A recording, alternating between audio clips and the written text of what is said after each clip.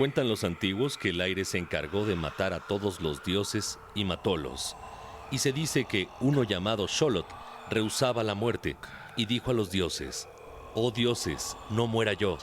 Y lloraba en gran manera, de modo que se le hincharon los ojos de llorar, y cuando llegó a él el que mataba, echó a huir y escondióse entre los maizales y convirtióse en pie de maíz que tiene 2 cañas y que los labradores llaman Xolotl. Pero fue visto y hallado, y otra vez echó a huir y se escondió entre los magueyes y convirtióse en maguey, que tiene 2 cuerpos que se llama Mexolotl. Y otra vez fue visto y se echó a huir y metióse en el agua e hízose un pez que se llama Axolotl.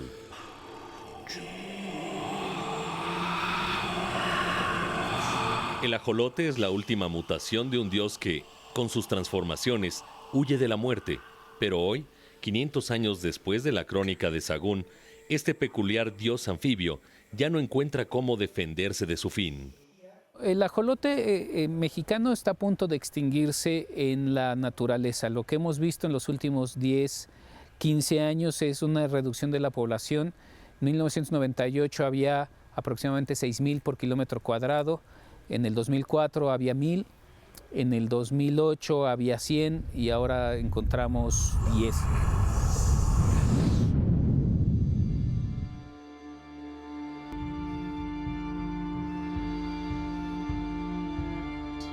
Este es Xochimilco, un área natural protegida de 2.657 hectáreas al sur de la Ciudad de México. Es el último hábitat del ajolote y el lugar en donde intenta sobrevivir.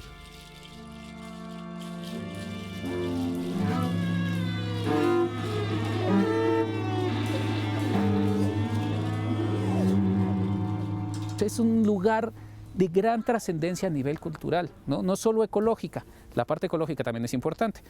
Podemos empezar con la diversidad de aves, por ejemplo. Hay una cantidad de aves muy grandes y quizá las más conspicuas son los pelícanos que ahorita en invierno están aquí en México y que vienen desde Canadá a pasar el invierno.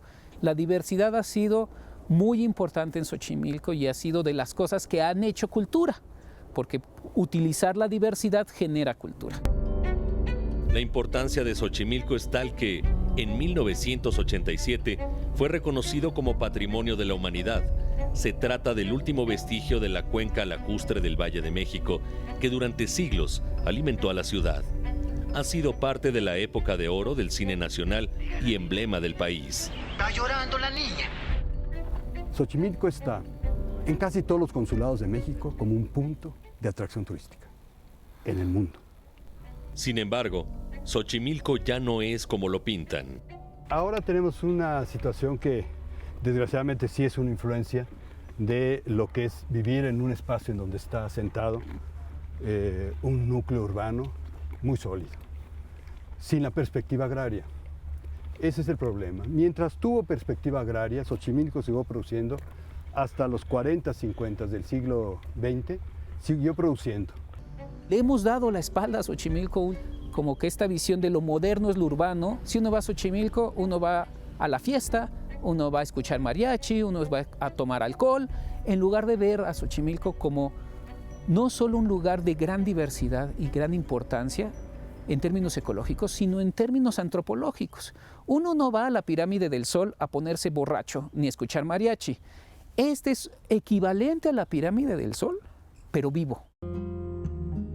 El problema se originó a principios del siglo XX, durante el Porfiriato, cuando la Ciudad de México se esmeraba por hacerse metrópoli y, por tanto, comenzaba a tener sed. La extracción de agua en Xochimilco, después de 1908, por supuesto que de repente bajó el nivel del agua. Lo resintieron los productores.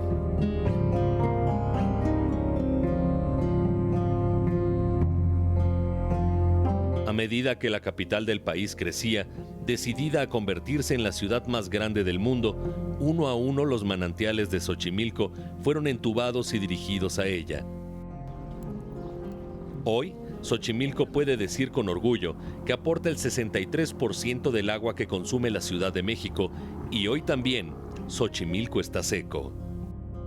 Xochimilco es uno de los 5 grandes lagos que teníamos en el Valle de México y el único que queda existiendo. Todos los demás los secamos para hacer la Ciudad de México. Por lo tanto, es el último resquicio de biodiversidad de un humedal y de un lago que tenemos en esta ciudad. Aún así, ha sido muy manejado y de hecho desde los 80s tiene este gran proyecto hidráulico en el cual el agua ya no entra de manera natural, sino que entra de manera artificial por la planta de tratamiento de Cerro de la Estrella. El humedal ya no tiene como los aportes de agua natural. Mucha del agua que utiliza la Ciudad de México sale de esta zona. Entonces ya es una zona que depende del aporte de agua de las plantas de tratamiento. Xochimilco depende de que nada se rompa en esta serie de tubos para ser alimentado. Cualquier accidente como el que acaba de pasar a finales del año pasado puede hacer que Xochimilco se seque en menos de 15 días.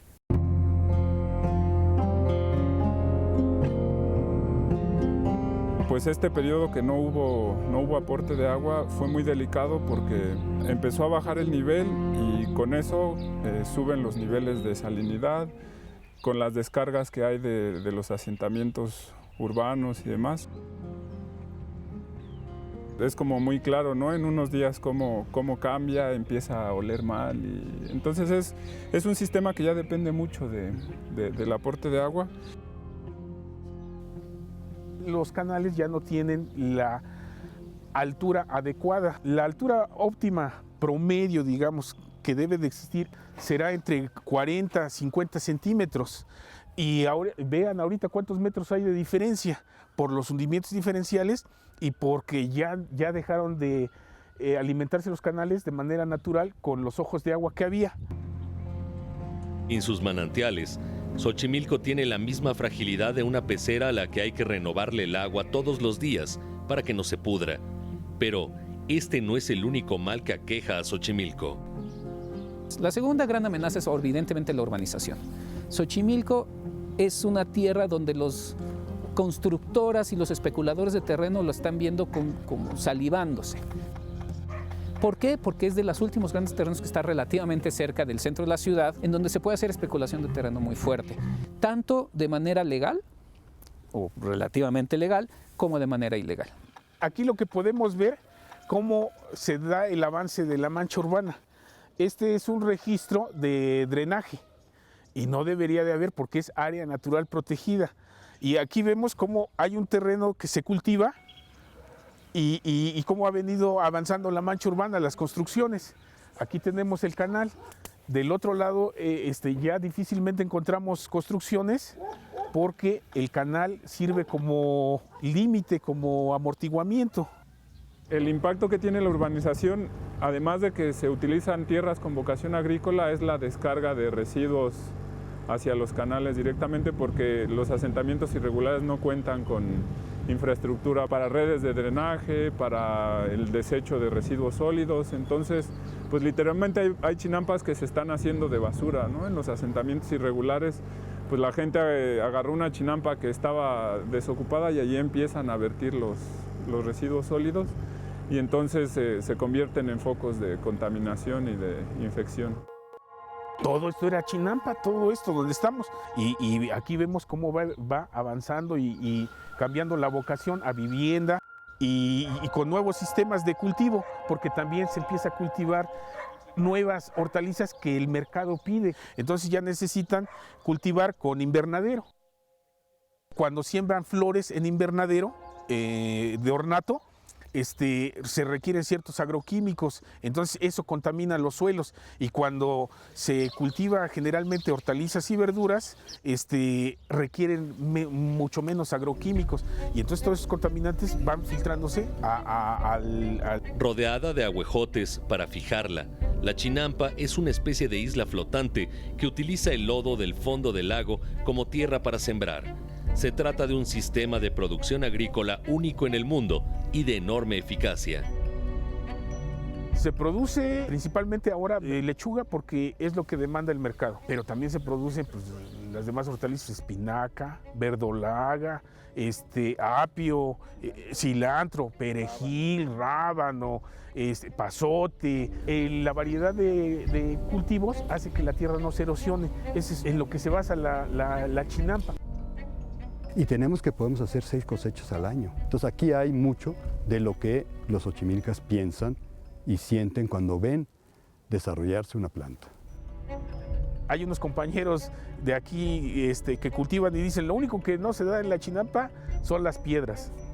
Este dicho no es del todo cierto, porque en el pueblo de San Luis Tlaxialtenango, en la zona chinampera norte de Xochimilco, las piedras ya se van dando en las chinampas. Como ustedes lo puedan apreciar, se ha venido rellenando con material de la industria de la construcción de desecho. Prácticamente esta ahorita vendría a ser la 9ª capa. Ahorita nosotros estamos parados sobre aproximadamente entre 8 y 7 metros de cascajo que ya sumieron en total de esta zona. Este paraje es conocido como San Sebastián y Ojo de Agua, que fue una de las zonas de más alta productividad agrícola hacia los años 80 todavía.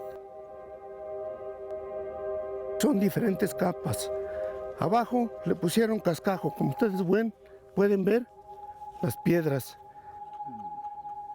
El gran problema se inicia con la construcción de los segundos pisos del periférico, que al no tener lugares donde confinar todo el desecho que se generó, lo empezaron a depositar aquí. Y se agrava con la construcción de la línea 12 del metro, porque prácticamente todo el cascajo provinieron de esas obras. Nosotros preguntamos que quién había autorizado. Están coludidas las autoridades. En el caso de la Chinampa, como es propiedad privada, el dueño bien puede fraccionarla para asignarla a los hijos para nueva vivienda y además la puede dejar en abandono todos los años que quiera y no pasa nada. Entonces eso empieza a deteriorar la zona. Y la otra es que por lo mismo que es propiedad privada, dice, pues yo aquí hago lo que mi necesidad me demande y puedo meter cerdos, puedo meter vacas y está prohibido. Es la actividad pecuaria en esta zona. Aquí hay muchos intereses económicos. Los mismos chinamperos se dicen, bueno, ¿para qué sigo sembrando mis chinampas? A lo mejor algún día me las compran para viviendas. Aquí el principal problema que tenemos es que todo este cascajo que viene siendo introducido para urbanizar a futuro está absorbiendo toda la humedad de la zona núcleo de sitio Ramsar declarado a nivel internacional en abril de 2004 y generando problemas a la infraestructura urbana e histórica de varios de los pueblos circunvecinos.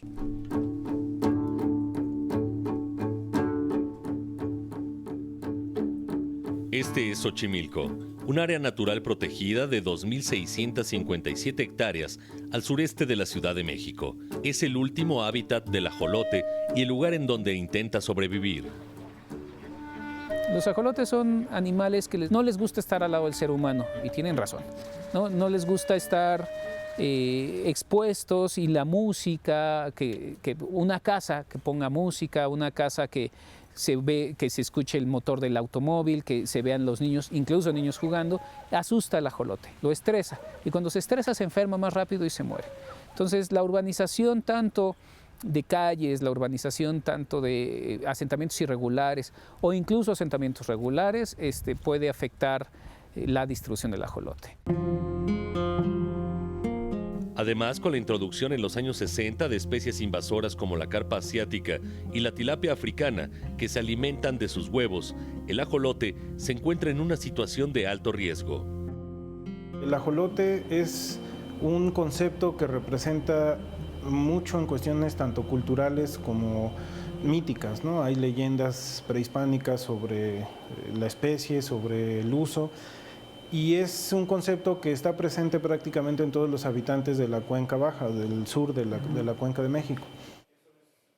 Los ajolotes son de los pocos animales, si no es que los únicos, que pueden regenerar cualquier tejido.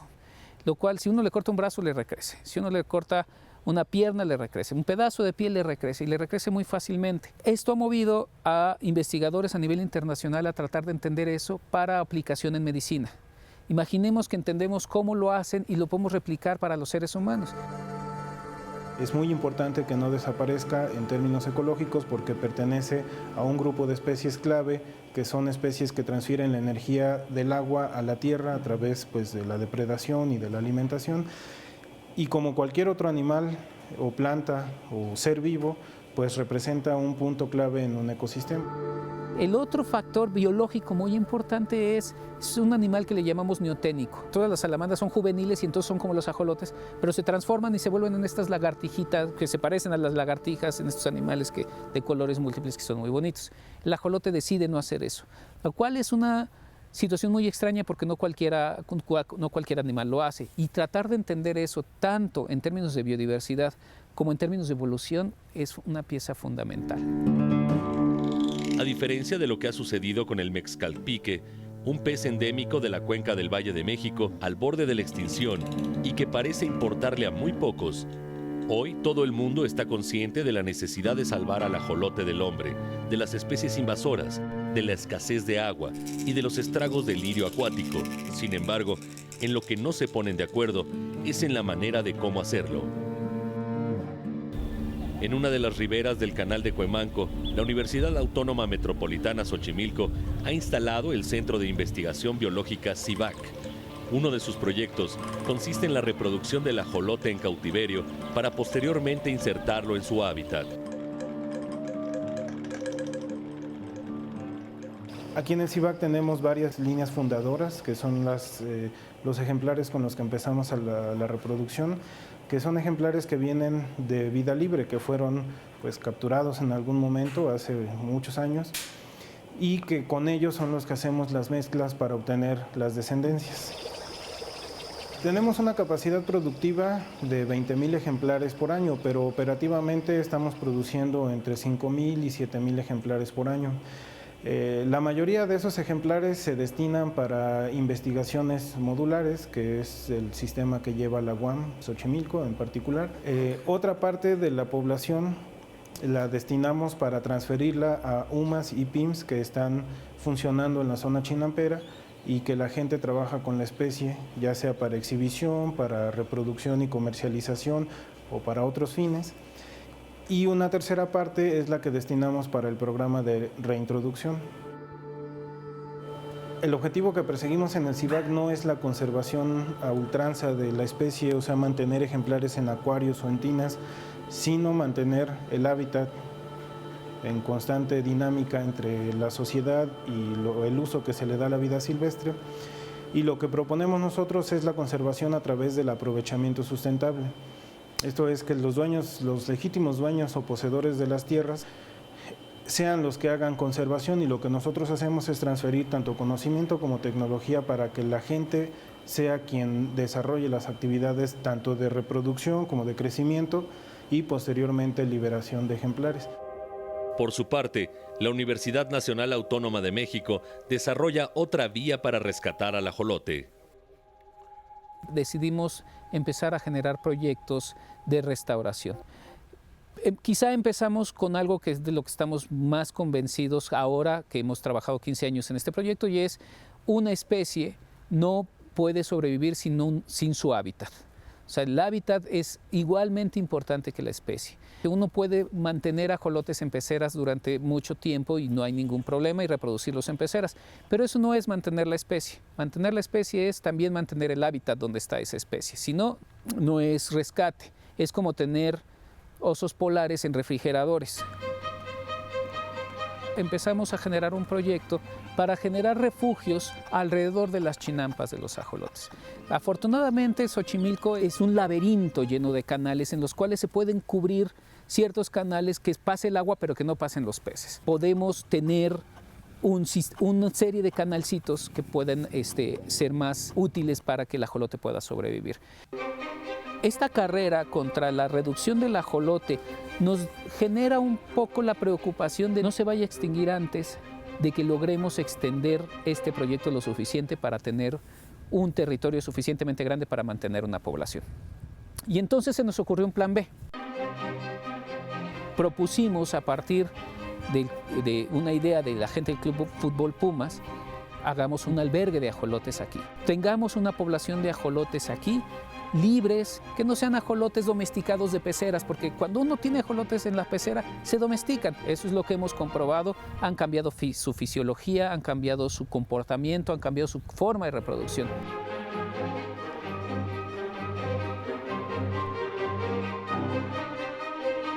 El proyecto de regeneración de Chinampas tiene ya ejemplos concretos. Bueno, ahorita tenemos varias clases de betabeles. Hay cilantro, rábano negro, lechugas, tenemos brócoli, acelgas. A veces llegamos a tener hasta 40 clases diferentes en la zona de producción de aquí de la familia. El objetivo es regresar al origen de la producción chinampera, evitando la contaminación de los agroquímicos. Aún así, la chinampa tiene que competir en el mercado y soportar la voracidad de los intermediarios. El sistema de chinampas se enfrenta a esta presión de ser un trabajo que requiere de mano de obra, que requiere de trabajo constante todo el tiempo, contra sistemas industrializados que abaratan sus costos mecanizando toda la producción, ¿no? Hay varias formas de distribución del producto. Cuando el chinampero cultiva en muy pequeñas cantidades, pues distribuye su producto en los mercados locales, de aquí mismo del pueblo, de los pueblos vecinos. Cuando cultivan 2, 3 chinampas y tienen una producción ya arriba de 15,000 lechugas, 10,000, 5,000, vienen ya intermediarios de tiendas o de la central de abastos, y antes de que vayan a cultivar, de que esté maduro el producto, se lo compran de manera anticipada, y entonces digamos aquí una lechuga que está costando a pie de chinampa aquí en 3, 5 pesos, en mercados como en Polanco se ha encontrado que están a 21 pesos, 22 pesos. Realmente pues nosotros tenemos otras entradas, ¿no? Es como complemento, ¿no? Es parte del quehacer, del amor a la tierra que le tiene uno. Cuando uno nace aquí es muy difícil que te desapartes de ella, ¿no? Aparte de la sensación de que tú mismo ves crecer las plantas y luego las cosechas, no, yo creo que no hay forma de describir esa sensación que se siente uno, ¿no? Su identidad está en el lago, está en las chinampas, está en la montaña, porque esa relación de nutrientes para el lago y luego utilizarlos para la producción de los alimentos sigue presente, cosa que choca completamente con los nuevos valores de lo urbano. Pues ahora resulta ser que los nietos llegan a tercer secundaria y su opción está, para poder sobrevivir, en ser bicicletos, choferes de taxi, choferes de micro, en tener actividades vinculadas más con lo que es la influencia de lo nuevo, de lo urbano. Y eso creo que está generando esta nueva versión e imaginación de Xochimilco. Porque sí piensan que el turismo, que la parte de atención, que la parte de servicios empieza a ser prioritaria antes que la necesidad del alimento. Mientras el destino del ajolote nada entre dos aguas y la chinampa lucha por sobrevivir, 8 kilómetros al norte de Xochimilco nace una iniciativa ciudadana que bien podría servir como ejemplo para acciones futuras en el humedal. Su nombre, Club de Patos. El objetivo, mantener con vida el último vestigio que queda de los canales de Xochimilco en la ciudad, el Canal Nacional. El Canal Nacional tenía 10 años de abandono. Todo lo que ves de agua estaba cubierto de lirio acuático y pasto. Parecía así un gran parque. Primero, es insalubre vivir en un lugar así, ¿no? O sea, que tenga santería tirada. Inclusive aquí llegabas a ver sillones completos así. Entonces le empieza como una organización vecinal. 2 años más tarde se compra la primera lancha, se empieza a retirar el lirio acuático. Surge en 2004 precisamente por esa falta de mantenimiento que se presentaba en el Canal Nacional de manera histórica. Se organizan entonces jornadas sabatinas de limpieza, no sin problemas. Son pocos los vecinos porque obviamente es estar viniendo todos los sábados, a veces hay que venir los domingos, las juntas para ver cuál va a ser el plan de trabajo, entonces muchos no se dan ese tiempo. Si en el club somos 10 personas, ya es mucho. Entonces, ¿cómo esperas que 10 personas limpien 1.5 kilómetros y más si no son cercanas al canal? La diversidad que se ha incrementado, yo podría decir que en los últimos 2 años, es increíble. Tenemos gallaretas, tenemos garzas blancas, garzas enanas, tenemos gansos, tenemos el pato mexicano, obviamente. La autoridad debería de estar aquí con la sociedad civil en estas jornadas de limpieza, debería de estar preocupada por el mejoramiento del entorno y de alguna manera crear esa sociedad que queremos que sea corresponsable. Asimismo, como si fuera un muro de contención, en el Parque Ecológico de Xochimilco se hacen esfuerzos por mitigar los acechos al humedal. Tenemos que buscar que la ciudad crezca hacia arriba, no hacia los lados. Y aquí, en los 70s, creció hacia Xochimilco indiscriminadamente. De 50 a 60 mil habitantes, somos ahora 450 mil. Esto es un proyecto que ya es una acción y que ahora ya se convierte en una solución. Somos un colchón que evita que se invada la chinampería. Yo creo que la mejor manera de mantener vivo a Xochimilco es pues solamente siguiendo la vocación con la que surgió, ¿no? La producción agrícola, no hay otra, ¿no?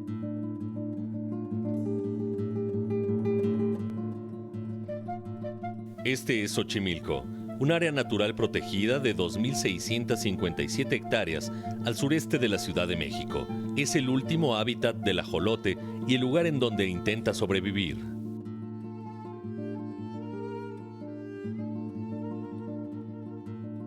El desarrollo regional y la conservación son inseparables. El bienestar económico de las comunidades humanas depende de la salud de los ecosistemas regionales. ¿Cuáles son los caminos para lograr un balance entre naturaleza y sociedad?